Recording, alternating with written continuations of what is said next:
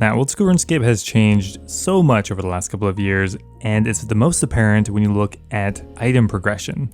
Jagex has added in so many alternatives to existing items, and I still think a lot of these are really underappreciated. So today I'm going to cover the most powerful new items that have been added to Old School and some that you might not expect. Now, one of the newest items added to Old School I think kind of went under the radar, and that is the Arcane Blade. This is an item you get for free for completing the Final Dawn quest. Now, the Final Dawn is a master level quest, but doesn't have that many requirements, so a lot of mid-game accounts can get the Arcane Blade. Now, first up, this is literally just as strong as a Dragon Scimitar, but in addition has a pretty solid stab setting. So just as a main hand weapon, it's honestly pretty good, but the reason I'd recommend a lot of players get this item is actually due to its special attack. The Arcane Blade has a DPS special attack that in most cases is better than a DDS and worse than Burning Claws, so kind of sits in between those two. The attack only requires 30% of your spec energy, and if it's successful, you'll deal 50% more damage and apply a 10 damage burn. This is incredibly powerful, especially against monsters that tend to have a bit higher defenses. The Arcane Blade really shines. Now, one item that has just been changed recently and I think is incredibly underrated is the Dragon Hunter Wand. The Dragon Hunter Wand was kind of just a meme item ever since it was added back in Varlamore Part 2. But thanks to a change a couple months ago, the Dragon Hunter Wand is now quite strong for its price point and for the item tier it's kind of meant to fill. Now, why is this item so strong? Well, first up, this item is a 10% magic damage bonus and has the ability to auto-cast Ancients. So that on its own just makes it a really affordable bursting weapon. When you compare it to items like the Nightmare Staff, which is the next best option, it is 10 times more expensive. But also back in June, they massively bumped the damage and accuracy bonus against dragons, and now it is a pretty solid weapon to kill Ulm, and great for doing your Draconic Slayer tasks. For 3 mil, it was a steal. For 7 mil, I still think it's a good deal, but either way, it should be an item on your radar. Now, another powerful and I think still underrated item in Old School are the new moth mixes. These are alternative to potions and were introduced with Varlamore. Probably the most powerful one has to be the Moonlight Moth Mix, which restores 22 prayer, and you can add a hunter meat to it to give you 2 doses per inventory slot. This is a much cheaper version of a prayer potion and is amazing for early and mid-game accounts. What's notable about them is the amount of prayer that they heal does not scale based on your prayer level, making them even stronger for players with lower prayer. Just as a comparison, if you have 60 prayer, a Moonlight Moth Mix is 3 times cheaper per prayer point when compared to a prayer potion. 40 GP per PP versus 125 GP per PP. Oh my, say that 10 times fast. And it's not just the Moonlight Mixes as well. Some of the older moths are now quite usable as well. Like for example, the Black Warlock Mix 2 and Ruby Harvest Mix 2. These are essentially just budget super attack and super strength. Great for Slayer. Sure, for higher tier content, you just want the best possible potion. But considering you can buy these things for like 700 GP, a great budget option. Probably one of my favorite new items added to Old School, and one I think is still incredibly powerful, are Burning Claws. Burning Claws are such a staple item for me now, and for the price point, they are such a good upgrade. Burning Claws are usable in so many different pieces of content, and their damage is even comparable to Dragon Claws or even exceeds it at some monsters. They're 10 times cheaper than Dragon Claws, so these are worth getting like really early now.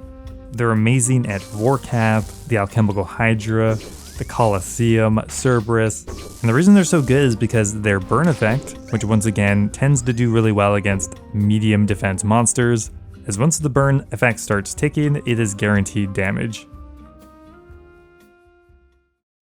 If I gave you guys one guess, would you say Amelia Earhart and Mozart have good battle synergy? I don't think I've ever asked that question before, but now you can find out in today's video sponsor, Heroes of History. Heroes of History is a strategic city builder and hero collection game featuring famous historical and mythological characters like Einstein, Cleopatra, and Hercules. players will grow their cities, power up legendary heroes, and battle in real time across solo and multiplayer modes.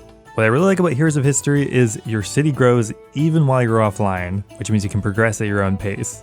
Building your own unique civilization and unlocking powerful hero combinations feels really rewarding, and I just find it funny to think of a universe where like Hercules and Einstein are, I don't know, hanging out. Right now, for a limited time only, there's a really cool anniversary event. By progressing to the end of the Bronze Age, you unlock the seasonal event where you can get rewards such as exclusive 4 and 5 star heroes, and if you complete the entire season's pass, you earn a massive amount of Arcane antimatter. So I would highly recommend trying out Heroes of History. Make sure you use the promo code 1YearStart to get 1 legendary antimatter and a pack of food and scrolls. This gives a pull of a 4 and 5 star hero and some resources to upgrade it faster. This code will work from September 21st all the way to October 31st. So definitely go ahead and download Heroes of History using my link or scan the QR code, and thank you to Heroes of History for sponsoring. So in modern old school, the time of the manta ray is done. Hunter meats are incredibly powerful and often cheaper alternatives to conventional food. Let's take a look. So a manta ray heals 22 HP and costs 2000 GP. Instead though, you can get a cooked dashing kebbit which heals 23 and only costs 1000. Now there's a caveat that you get healed 13 immediately and then 10 HP after another 7 ticks. Now this can make a difference, but I've found in the vast majority of situations, this really doesn't. If you constantly are having to spam hard food, then you have bigger problems than what food you're eating. For the same price as a manta ray, you could get a cooked moonlight antelope, which is the highest healing hard food item in the game, healing a total of 26 hit points and curing poison. Across the board, hunter meats are usually much cheaper than their equivalent fish item, like cooked pyre fox is only 350 each and heals 19.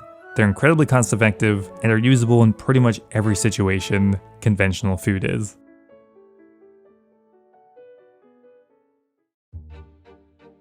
Now, the newest item added to Old School has actually changed quite a bit of the existing metas. And what I'm talking about is the Eye of Ajak and Confliction Gauntlets combo. Now we're going to talk about these together because they were designed really to go together, and they're both dropped from the Doom boss. The Eye of Ajak is a new mage weapon that's going to sit between the Shadow and the Sanguinesti, but it just fully killed the Sang staff, definitely. So on its own, it would already be quite a bit stronger, but with the addition of also the Confliction Gauntlets, which are now the new best in slot mage gloves, the gauntlets have a passive effect that occur when you miss a magic attack, which essentially makes your next attack roll accuracy twice. So this makes the Eye of Ajak really accurate in places you might not conventionally use a non-shadow weapon. Now previous to this, if you didn't have a mega rare weapon and you wanted to do some God Wars, most likely you were using a Boa Ferdinand. But instead, you can now use the Eye of Ajak combo, which costs pretty much the same amount as a full Bofa set. It's 170 mil for the Eye of Ajak and the Confliction Gauntlets, and for a Bofa set, it's 130 mil for the weapon and 40 mil for the armor. So against General Gridor, we're getting 0.5, 0.6 DPS higher. Pretty similar thing against Zami. And what's great is your ancient spells are way more accurate as well, which means you can actually freeze these bosses. Against Zulrah, it absolutely demolishes. I think it's literally best in slot. Against Akka and TOA, now the Eye of Ajak is much better than the Bofa. It's just an incredibly strong combo now, and great for those who are kind of pushing into the end game and want a strong mage weapon, or an item set to rebuild with. It's just really versatile and worth picking up when you have enough money. Now back in my day when you wanted a mid-game range set, you'd go pick yourself up a Blessed Dragonite armor set. Nowadays though, I think you would probably be better off just buying the Huicatl armor set, even though it looks questionable. The price of Huicatl has finally fallen far enough. I think it's actually a really solid option compared to Blessed Hide. Now it's almost identical, except Huicatl actually is better because it offers a much higher prayer bonus across the set. The body in particular gives 3 prayer versus Blessed Hide's 1, and the chaps and coif also give an additional prayer bonus. The price difference is pretty negligible for what is just objectively a better item. Not much else to say about that. Another new addition that I think is incredibly strong for early game accounts is the Mixed Hide set. Pretty much all the armor is useful and is really interesting because it's a hybrid ranged and melee set. The Mixed Tide Cape is the only strength boosting cape until you get a Fire Cape or the Myth Cape, but you're probably not getting that. Most people who have 60 ranged and 50 defense haven't done the fight caves yet, so just picking up a dirt cheap Mixed Tide Cape is a great way to get a little bit of offensive bonuses that matter before you get your Fire Cape. The Mixed Tide Top is a +2 strength bonus, but it also offers a stab attack bonus. So this can actually be better than a Bando's chestplate if you're not losing a max hit from the switch, and you are using a stab weapon. And the Mixed Tide boots are just a better version of Snakeskin, but they come with a +2 strength bonus. You can buy the whole set for like 30k, and it's a great pickup when you're starting an account. Another really underrated item is the Sunlight Hunter's crossbow, recently added with Varlamore. This is a ranged weapon that you can start using at 66 ranged, and it uses actually a heavy attack style. This is actually relevant because, thanks to the project rebalances, a lot of monsters have a much more pronounced weakness to certain ranged attack styles. Specifically Slayer monsters like gargoyles, basilisks. You can even kill revenants with it because it's such a cheap ranged weapon. But the Hunter's Crossbow is also amazing for doing an early fight cave. In a lot of places it beats out the Magic Shortbow and Rune Crossbow, and is a kind of a great replacement for a blowpipe until you can afford one or get a high enough range level. Now, one item that had been reserved mostly for endgame content was actually the prayer regen potion. And that's because until recently, the cost of it was quite high, making it not really worthwhile using against lower level bosses. But thanks to the addition of more sources for Huasca, the prayer regen potions have fallen to 40k a piece, which actually has started to make them a reasonable cost to use much more frequently. Now, the way the prayer regen potion works is, instead of getting a big upfront burst of prayer, you will instead regen 1 prayer point every 12 ticks for 8 minutes. Now, this boils down to 160 GP for each prayer point that you restore. Now, unlike a prayer potion, your prayer level doesn't matter either, which means that once again, these are more effective at lower prayer levels. So if you are 60 prayer, the cost of using this versus a prayer potion isn't actually that much different. It is more expensive still. But it's actually not a terrible idea now just to bring a prayer regen potion on a longer trip, because not only is it not that much more expensive, it also frees up inventory space because it takes the place of like 2 or 3 prayer potions depending on your prayer level. In the mid game, could be really useful at places like the Dagonoth Kings. They look expensive, but honestly I would consider using them now at their price point. Now, a really underrated piece of magic gear, I think, is actually Bloodbark armor. This kind of got quietly added back in 2021, but with the project rebalance, they actually gave this armor in particular a magic damage bonus. This makes it nearly identical to Arim's in most ways, at a fraction of the price. Defensively, it's actually as strong as Arim's, both for melee and range defenses. Arim's is really only better due to its magic accuracy. Because magic is such a weird skill, most places where monsters have magic defense, you just are not attacking them with magic anyway, so magic accuracy tends not to matter too much. So instead of spending 5 mil on a degradable Arim's armor set, you can instead just pick up the 3 pieces of Bloodbark for about 500k, never breaks, pretty tanky, and it looks sick as well. Now, until recently, there was really few options for early game rings. You were mostly waiting until you got a Berserker ring, or even like a Light Bear or something like that. So just a few months ago, they actually added in a new early game ring, the Steel Ring, to the Deranged Archaeologist of all places. Now, generally in Old School, offense trumps defense most of the time, but when they make a ring so stacked defensively, it's actually not terrible to use, especially when there's no other options. The Steel Ring offers a substantial 24 in stab, slash, and crush defense, which is actually massive.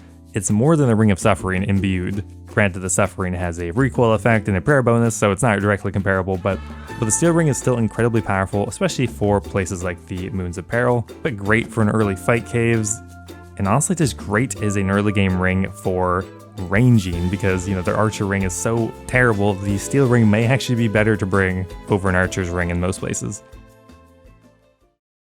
So we can't make a video on powerful new items if we're not talking about the Moon's Apparel armor.